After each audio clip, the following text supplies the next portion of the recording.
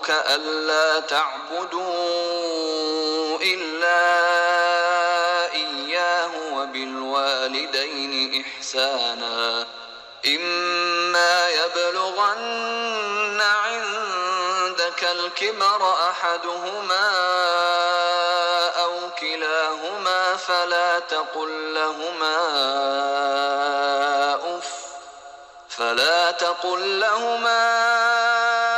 أف ولا تنهرهما وقل لهما قولا كريما واخفض لهما جناح الذل من الرحمة وقل رب ارحمهما كما ربياني صغيرا. ونستعينه ونستغفره ونؤمن به ونتوكل عليه ونعوذ بالله من شرور أنفسنا وسيئات أعمالنا من يهده الله فلا مضل له ومن يضلل فلا هادي له وأشهد أن لا إله إلا الله وحده لا شريك له وأشهد أن محمدا عبده ورسوله أرسله بالحق بشيرا ونذيرا. أما بعد فإن أحسن الحديث كتاب الله وخير الهدي هدي محمد صلى الله عليه وسلم وشر الأمور محدثاتها وكل محدثة بدعة وكل بدعة ضلالة وكل ضلالة في النار. يا أيها الذين آمنوا اتقوا الله حق تقاته ولا تموتن إلا وأنتم مسلمون. يا أيها الناس اتقوا ربكم الذي خلقكم من نفس واحدة وخلق منها زوجها وبث منهما رجالا كثيرا ونساء واتقوا الله الذي تساءلون به والأرحام إن الله كان عليكم رقيبا.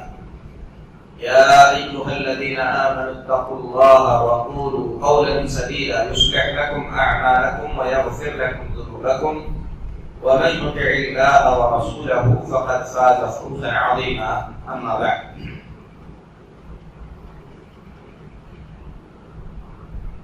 امام بخاری رحمۃ اللہ علیہ فرماتے ہیں اللہ تعالی امام بخاری رحمہ اللہ کو امت مسلمہ کی طرف سے بہتر بدلہ عطا فرمائے. اللہ آپ کی قبر کو نور سے بھر دے. اللہ آپ کے درجات کو بلند فرمائے. اللہ تعالی آپ کے جو سفر ہیں اور جو خدمات ہیں مسلمانوں پر ان خدمات کو اللہ قبول کرے. اللہ تعالی تمام علماء اسلام کی اور ان تمام بندوں کی جو آدم علیہ السلام سے لے کر روز قیامت تک ایمان پر ہیں اللہ سب کی مغفرت فرمائے. اللہ تبارک و تعالی سب کے درجات کو بلند کرے. فرماتے ہیں امام بخاری رحمہ اللہ باب عرض الاسلام علی الام النصرانیہ.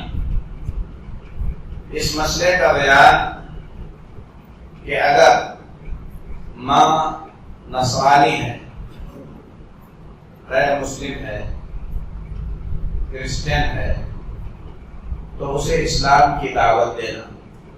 اس سے پہلے امام بخاری رحمۃ اللہ علیہ نے جو باب بیان کیا تھا باب دعوت الوالدین. باب دعوت الوالدین والدین کی دعا یا بد دعا کا مسئلہ. اور اس میں آخری جو حدیث بیان کی گئی تھی ابو ہریرہ رضی اللہ تعالیٰ عنہ کی حدیث تھی اسے مختصر طور پر ہم پھر بیان کریں گے کیونکہ گزشتہ درس میں وقت کی قلت کی وجہ سے تیزی کے ساتھ وہ واقعہ بیان کیا گیا تھا.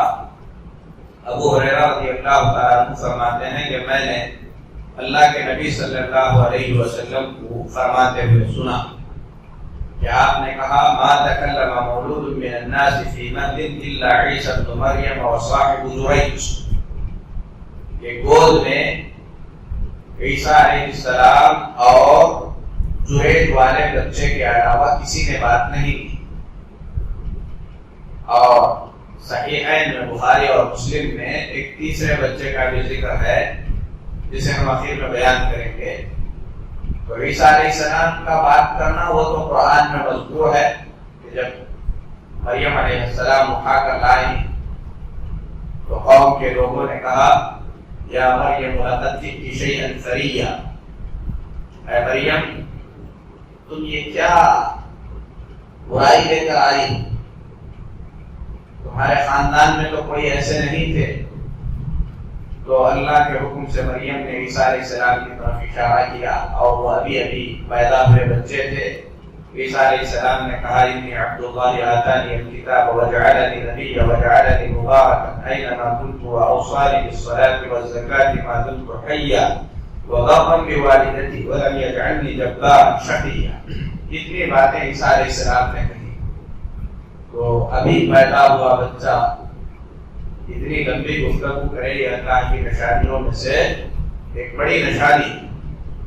تو عیسیٰ علیہ السلام نے اللہ کی توحید بیان کی, اللہ کے احکامات بیان کیے, اپنے نبوت کا اعلان کیا, اپنی والدہ کی طرف سے دفاع بھی کیا کہ میری ماں پاک. تو صحابہ کرام کو عیسیٰ علیہ السلام کا بات کرنا معلوم تھا, اسی لیے صحابہ نے کہا یا نبی اللہ وما صاحب جریج, اللہ کے نبی صلی اللہ علیہ وسلم جریج والے بچے کا کیا واقعہ ہے, اور جریج والا بچہ ہے. تو اللہ کے نبی صلی اللہ علیہ وسلم نے پورا واقعہ بتایا کہ جریج ایک نیک آدمی تھے جو عبادت گاہ میں بیٹھ کر عبادت کیا کرتے تھے, اور ان کی عبادت گاہ کے قریب ایک آدمی گائے چراتا تھا, اور ایک عورت اس گائے کے ساتھ غلط تعلقات میں سے تھی. اور بعض روایات کے مطابق اس عورت نے اللہ کے اس نیک بندے جریج علیہ السلام کو بدکاری کی دعوت دی. انہوں نے اس عورت کے ساتھ بدکاری کرنے سے انکار کیا. پھر اس کے بعد جب اس عورت کا زنا سے بدکاری سے اس گائے چرانے والے سے بچہ پیدا ہوا تو اس بچے کو لے کر وہ وہاں کے حاکم اور بادشاہ کے پاس پہنچی اور اس کا الزام اس نے جریج پر لگایا. تو بادشاہ نے بغیر کسی تحقیق کے اپنے سپاہیوں کو بھیجا کہ جا کر جریج کا جو عبادت خانہ ہے اسے عربی میں صومعہ کہتے ہیں, اردو میں گرجا گھر کہتے ہیں, اور مسلمانوں کی جو عبادت گاہ ہے اسے کیا کہتے ہیں, مسجد کہتے ہیں. تو بھیجا کہ جا کر اس کا گرجا گھر گرا دیں اور جریج کو جو ہے رسیوں سے باندھ کر کھینچ کر لائیں, کیونکہ اس سے پہلے اس کی ماں کئی مرتبہ آئی, 3 مرتبہ, اور آ کر اس نے آواز دی اور جریج نماز کی حالت میں تھے, عبادت میں تھے, اسی لیے ماں کا جواب نہیں دے سکے. تو ماں نے تیسری مرتبہ کہا تھا کہ اے جریج اللہ تجھے اس وقت تک موت نہ دے جب تک تو بدکار عورتوں کی شکل نہ دیکھ لے. تو جریج کو جب کھینچ کر لایا جا رہا تھا تو راستے میں انہوں نے بدکار عورتوں کو دیکھا اور دیکھ کر مسکرانے لگے. جب بادشاہ کے پاس پہنچے تو بادشاہ سے جریج نے کہا کہ کیا بات ہے. اس نے کہا کہ اس عورت کا کہنا ہے کہ تم نے اس کے ساتھ بدکاری کی ہے اور یہ تمہارا بچہ ہے. تو جریج نے کہا بچے کو لاؤ. جب بچے کو لایا گیا تو کچھ روایات میں ہے کہ جریج نے 2 رکعت نماز پڑھی, پھر اس کے بعد بچے کی طرف اشارہ کیا, اور ایک روایت میں ہے کہ بچے کے پیٹ پر آپ نے انگلی سے چوکا لگایا, مارا, اور بچے سے کہا من ابو, بتا تیرا باپ کون ہے. تو بچے نے کہا راعی البقر, میرا باپ گائے کا چرواہا ہے. تو اس وقت بادشاہ کو اپنی غلطی کا احساس ہوا. اس نے جریج سے معافی مانگی اور کہا کہ اگر آپ اجازت دیں تو ہم آپ کا عبادت خانہ سونے سے بنا دیں گے. جریج نے کہا کہ اس کی ضرورت نہیں ہے. تو بادشاہ نے کہا چاندی کا بنا دیتے ہیں. جریج نے کہا اس کی بھی کوئی حاجت نہیں ہے. تو بادشاہ نے کہا کہ ہم کیا کریں. تو جریج نے کہا جیسا مٹی کا تھا ویسا ہی بنا دو. تو اس واقعے سے امام بخاری رحمۃ اللہ علیہ یہ مسئلہ یہاں بیان کرنا چاہتے ہیں کہ ماں کی بد دعا اگر اسے تھوڑی سی بھی تکلیف پہنچی ہے اور ماں نے بد دعا دی, یا باپ کی بد دعا اگر تھوڑی سی بھی تکلیف باپ کو پہنچی اور انہوں نے بد دعا دی تو یہ بد دعا ضائع نہیں ہوگی, اس بد دعا کا اثر ہوگا. اور یہیں پر اہل علم نے یہ بھی مسئلہ بیان کیا کہ اگر کوئی آدمی نفل نماز میں ہے اور اس کے ماں باپ اسے آواز دیتے ہیں اور اس وقت اسے اپنے بچے کی ضرورت ہے, خدمت کی ضرورت ہے, تو نماز توڑ کر ماں باپ کا حکم مان لینا چاہیے. ہاں اگر بچہ نماز کی حالت میں ہے، اسے معلوم ہے کہ ماں باپ کو پتہ نہیں، اس لیے آواز دے رہے ہیں، میری نماز مکمل کر لینے سے ان کو کوئی نقصان نہیں ہوگا، وہ پریشان نہیں ہوں گے، تو ایسی صورت میں آدمی اپنی نماز مکمل کر سکتا ہے۔ لیکن اگر کسی کے ماں باپ بستر پر ہیں اور آپ نماز کی حالت میں ہیں، انہیں کسی بھی چیز کی ضرورت پڑی، وہ آواز دیں، تو آپ اگر نفل نماز میں ہیں تو نفل نماز توڑ دیں گے، توڑ کر ماں باپ کی خدمت کریں گے۔ فرض کے علاوہ فرض نماز کو نہیں توڑا جا سکتا، کسی بھی وجہ سے فرض نماز کو نہیں توڑا جا سکتا۔ اب نفل نمازوں میں ساری نمازیں داخل ہیں، یہاں تک کہ کوئی آدمی تہجد کے لیے اٹھ گیا، ماں نے آواز دی، ماں کو ضرورت محسوس ہو رہی ہے، باپ نے آواز دی، باپ کو ضرورت محسوس ہو رہی ہے، بستر پر ہے، پانی مانگ رہے ہیں، پانی دے کر نہیں پی سکتے ہو، پیشاب پاخانے کی انہیں ضرورت ہو رہی ہے اور آپ کی لے جانے والے ہیں، یا کوئی اور تکلیف ہے جس کی وجہ سے وہ بلا رہے ہیں، تو آپ اپنی نماز چھوڑ دیں گے، جا کر خدمت کریں گے، پھر سے آ کر آپ دوبارہ جو ہے اپنی نماز کو مکمل کر دیں گے۔ تو یہ چیز جب شریعت میں بتائی گئی تو اس سے ہم سمجھ سکتے ہیں کہ دنیا کا وہ کون سا ضروری کام ہو سکتا ہے جس کام کے لیے ہم ماں باپ کے حکم کو ٹال دیں۔ ہم نماز توڑ کر جانے کے پابند ہیں، اللہ کا حکم ہے کہ نماز بھی ہے تو توڑ کر جاؤ، تو پھر کون سا کام ہوگا جس کے لیے ماں باپ کا حکم ہم چھوڑ سکتے ہیں؟ کوئی کام نہیں ہوگا۔ اسی لیے ان مسائل کی اہمیت کو آدمی کو سمجھنا چاہیے۔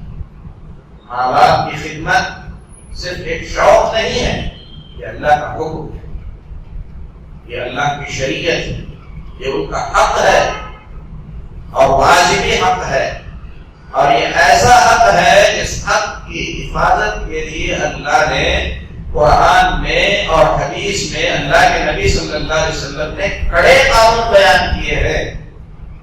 تو ہم تمام کو چاہیے کہ اس کا ہم جو ہے اہتمام کریں۔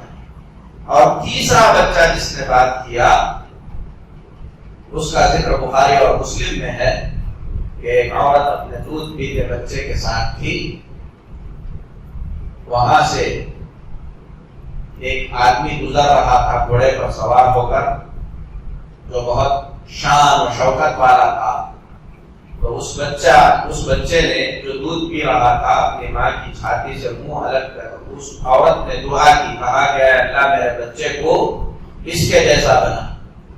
تو اس بچے نے دودھ پینا چھوڑ کر کہا کہ اے اللہ کو مجھے ایسا نہ بنا۔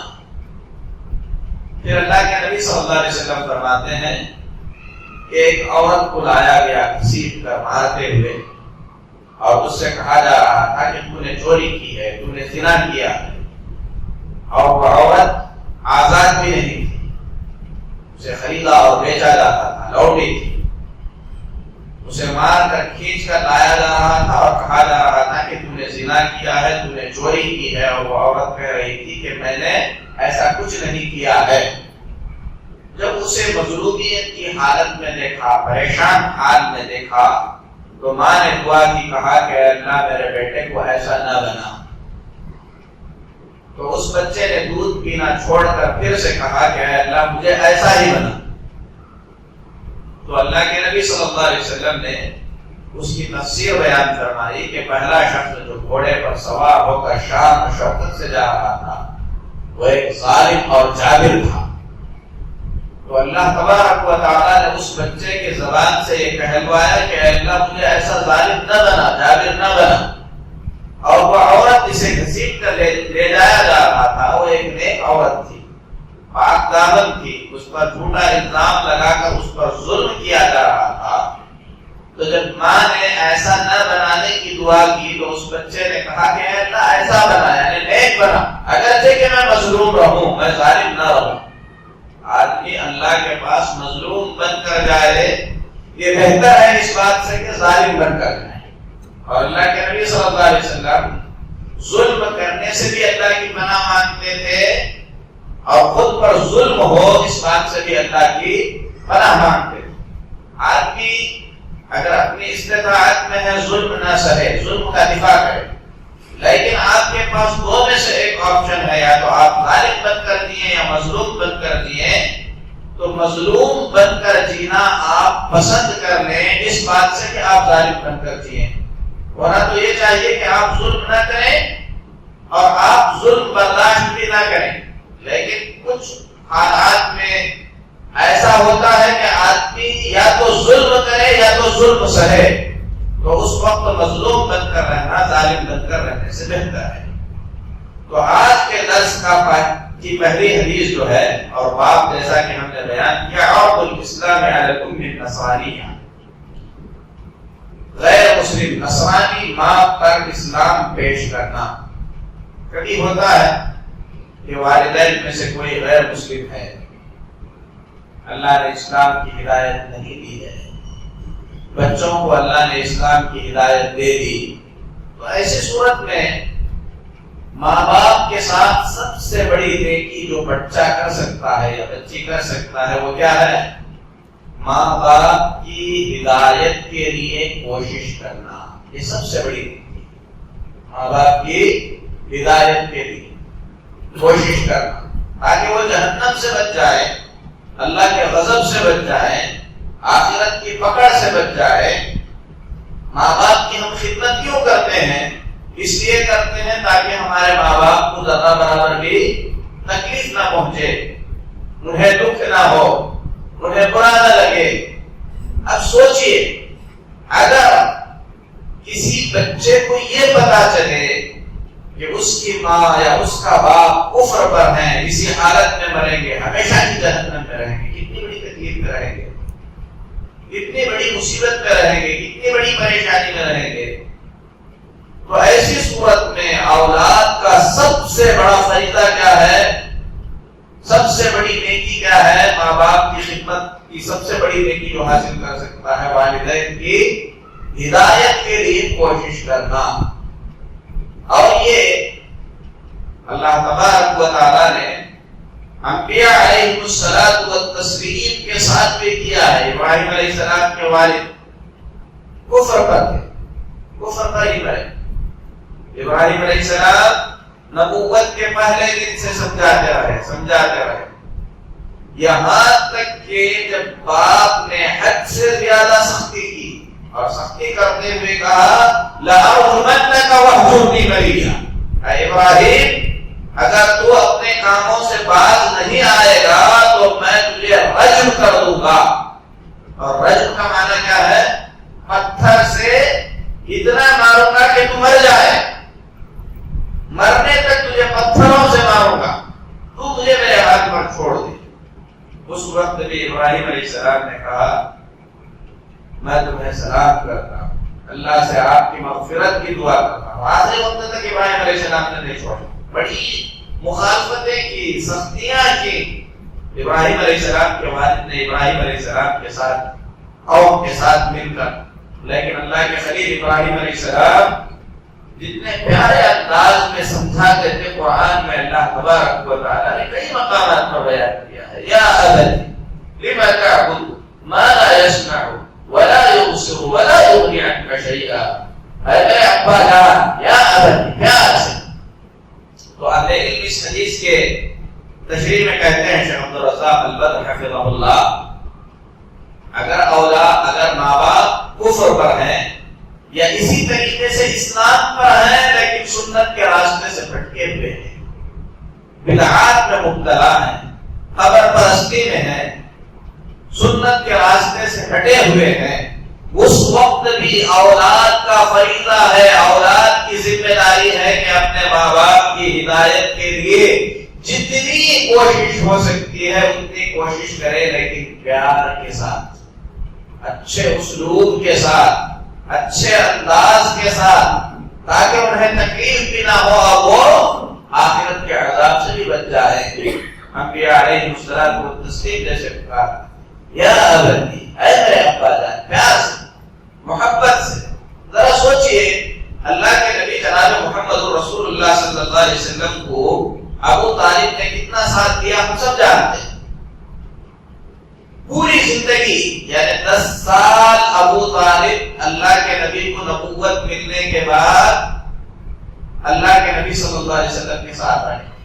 بار بار اللہ کے نبی صلی اللہ علیہ وسلم اپنے چاچا ابو طالب کو دین سمجھاتے ہی رہے, کبھی آپ نے نہیں چھوڑا. یہاں تک کہ جب ابو طالب کی موت کا وقت قریب آیا, اس وقت بھی اللہ کے نبی صلی اللہ علیہ وسلم پہنچے اور پہنچ کر سختی نہیں کی.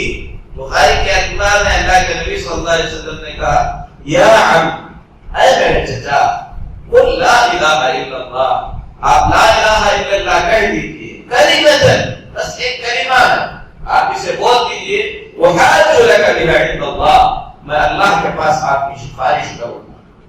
پیار سے, جبکہ معلوم ہے اگر یہ نہیں کہیں گے جہنم میں جائیں گے, لیکن اپنے جذبات کو قابو میں رکھ کر, اپنے احساسات کو دبا کر, غصے پہ کنٹرول کر کے پیار سے سمجھانا. ماں باپ کا ادب اور احترام بھی باقی رہے, دعوت و تبلیغ کا کام بھی ہوتا رہے. اس سلسلے میں امام بخاری رحمۃ اللہ علیہ نے ابو ہریرہ رضی اللہ تعالی عنہ کا واقعہ بیان کیا ہے کہ ابو ہریرہ رضی اللہ تعالی عنہ نے فرمایا, ما سمع بأحد یہودی ولا نصرانی الا احبنی, یہودی ہو یا نصرانی, جس تک بھی میری بات پہنچی ہے اس نے مجھ سے محبت ہی کی ہے. اور آگے بیان فرماتے ہیں, ان امی كنت اريدها على الاسلام, میری ماں نصرانی تھی اور میں اس کے اسلام کی ہدایت کی بہت کوشش کرتا تھا, بار بار کوشش کرتا تھا. اس کے جو الفاظ ہیں, كنت اريدها على الاسلام, میں انہیں اسلام پر لانے پر لگا ہوا تھا. ایک بار کہہ دیے چھوڑ دیے ایسا نہیں ہے, بار بار کہتے.